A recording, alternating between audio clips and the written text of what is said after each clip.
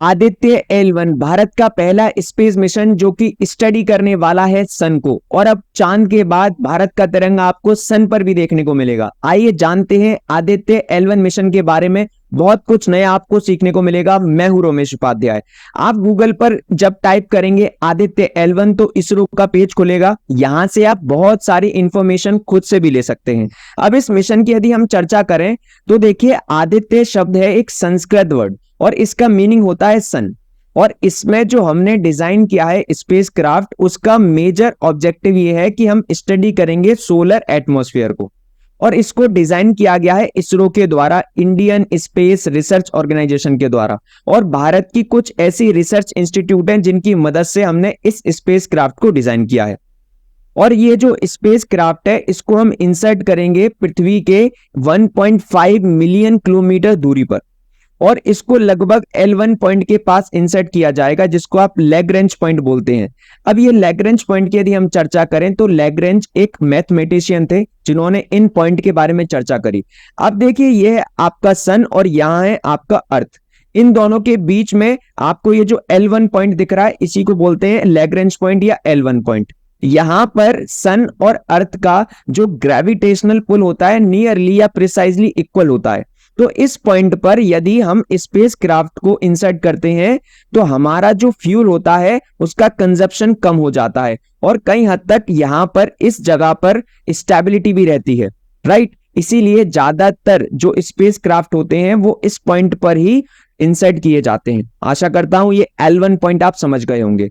अब देखिए, ये जो मिशन है इसमें बेसिकली सोलर एटमॉस्फेयर के बारे में चर्चा होगी और सोलर मैग्नेटिक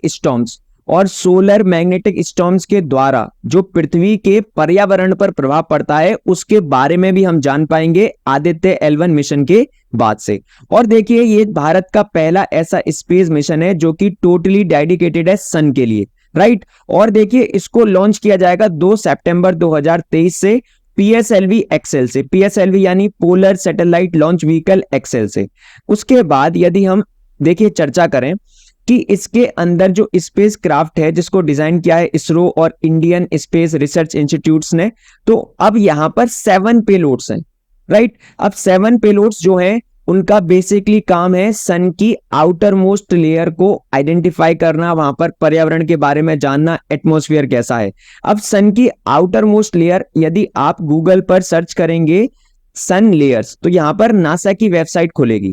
तो इन्होंने सन की लेयर्स के बारे में बताया है। बेसिकली सन की 2 प्रकार की लेयर होती हैं, एक तो इनर लेयर और एक आउटर लेयर। इनर लेयर की हम बात करें तो यहां पर ये 3 इनर लेयर है, कोर, रेडिएटिव जोन और कन्वेक्शन जोन। ये तीनों इनर लेयर होती हैं सन की। और यदि सन की आउटर मोस्ट लेयर की हम चर्चा करें तो यहां पर आपको ये दिख रहा है फोटोस्फेयर, क्रोमोस्फेयर, कोरोना, ये सन की आउटर मोस्ट लेयर है। और ट्रांजिशन रीजन, ये सब है सन की आउटर मोस्ट लेयर।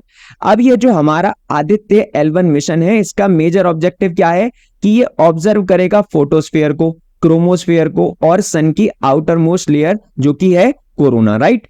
अब करेगा किस प्रकार से, इसमें इलेक्ट्रोमैग्नेटिक पार्टिकल्स हैं और मैग्नेटिक फील्ड डिटेक्टर है जिसकी मदद से हम ये जान पाएंगे कि सन की आउटर मोस्ट लेयर पर किस प्रकार का एटमॉस्फेयर है। और देखिए, ये जो L1 पॉइंट है यहां पर हम 4 पेलोड्स को बेसिकली रखेंगे सन के सामने, बिल्कुल, जिससे कि हम सन का डायरेक्टली व्यू देख सकें। और जो बाकी के 3 पेलोड्स हैं उसको हम करेंगे इन सितु स्टडी के लिए, जो इन सितु पार्टिकल्स हैं उनके बारे में जानने के लिए, राइट। अब देखिए, जो ये 7 पेलोड्स हैं इसकी चर्चा यदि हम करें जो इस स्पेस क्राफ्ट में रखे गए हैं, 7 पेलोड्स आपके सामने ये सारे हैं। पहला है विजिबल इमिशन लाइन कोरोनोग्राफ। अब यहां पर यदि हम चर्चा करें तो ये VELC आप देख पा रहे हैं, यहां पर इस जगह पर इंसर्ट किया गया है इस पेलोड को। और ये जो 7 पेलोड है, solar ultraviolet imaging telescope suit, इसको आप यहां पर देखने को मिलेगा। ये ऐसे ही सारे 7 पेलोड्स, इनका अलग अलग काम है इस स्पेस क्राफ्ट के अंदर। जैसे विजिबल इमिशन लाइन कोरोनोग्राफ का काम है कि ये इमेजिंग करेगा और स्पेक्ट्रोस्कोपी करेगा। यदि हम सूट की बात करें तो ये फोटोस्फेयर और क्रोमोस्फेयर के बारे में आपको जानकारी देगा। और ये सोलेक्स, पापा, इसके अंदर पापा plasma analyser package for Aditya, ये सारे जो पेलोड्स हैं सबका अलग अलग ऑब्जेक्टिव है जिसकी मदद से हम बहुत कुछ सन के बारे में जान सकें, राइट। और देखिए ये यहाँ पर स्वेज, स्टेप्स, हेलोइस, ये सारे आप जो देख पा रहे हैं ये सब पेलोड्स हैं और इनका मेजर ऑब्जेक्टिव है अलग अलग।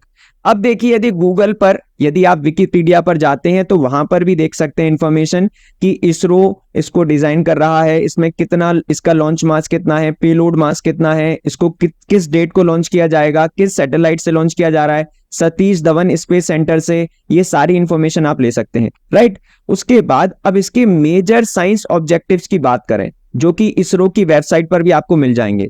देखिए ये मैंने आपको बता दिया कि सोलर अपर एटमॉस्फेयर के बारे में आपको बहुत कुछ जानने को मिलेगा, जो सन की आउटर मोस्ट लेयर है, और ये स्टडी करेगा क्रोमोस्फेरिक एंड कोरोनल हीटिंग को, और उसकी फिजिक्स भी आपको बताएगा। और देखिए इन सिटू पार्टिकल के बारे में ऑब्जर्वेशन करेगा, प्लाज्मा एनवायरनमेंट कैसा है, सन के बारे में बहुत सारा आपको डाटा देखने को मिल सकता है। और यहाँ पर फिजिक्स बताएगा आपको, और डायग्नोस्टिक करेगा कोरोनल एंड कोरोनल लूप्स के बारे में कि टेम्परेचर कैसा है, कोरोनल जो आउटर मोस्ट लेयर है सन की, वहां पर आपको टेम्परेचर कैसा देखने को मिलेगा, वेलोसिटी कैसी है, डेंसिटी कैसी है। और आइडेंटिफाई करेगा सीक्वेंस ऑफ प्रोसेस को जो कि होते हैं सन की आउटर मोस्ट लेयर में, जैसे कि क्रोमोस्फेयर, और जो भारी लेयर है सन की जैसे कोरोना, राइट। और मैग्नेटिक फील्ड टोपोलॉजी के बारे में भी आपको बताएगा, और भी बहुत सारे इसके ऑब्जेक्टिव हैं जिसकी मदद से आप बहुत कुछ नया सीखने को मिल सकता है आपको सन के बारे में। और देखिए इसको कल यानी 2 सितंबर को लॉन्च किया जाएगा। आशा करते हैं ये सक्सेसफुली लॉन्च हो और सब कुछ बढ़िया हो, और दुनिया में भारत फिर से एक बार चंद्रयान 3 की तरह इस मिशन को भी सक्सेस मिले। तब तक के लिए जय हिंद, जय भारत।